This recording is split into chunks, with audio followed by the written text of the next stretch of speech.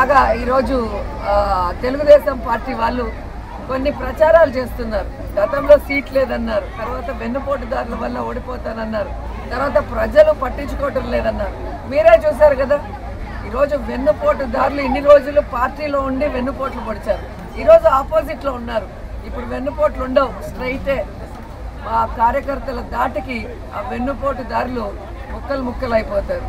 And ఈరోజు మీరు చూస్తే తెలుగుదేశం వాళ్ళు ఒక వీడియో సర్క్యులేట్ చేస్తున్నారు. ఎంత దారుణం అంటే, ఒక లేడీ ఎమ్మెల్యే మినిస్టర్ని కూడా చూడకుండా ప్రజల్లో అహర్నిశలు ఉంటూ పనిచేస్తూ ప్రజల మెప్పు పొందుతున్న అమ్మాయిని ఈరోజు ఒక కారులో వచ్చి ఆగటం, ఆవిడ ఓటుకు 5,000 ఇస్తానంటే, ఏంటి డైమండ్ రాని నీకు ఎందుకు వేయాలి, నువ్వు రోడ్డు వేసావా, నువ్వు అది చేసావా ఇది చేసావా అని ఒక వీడియో చేసి సునకానందం పడుతున్నారు.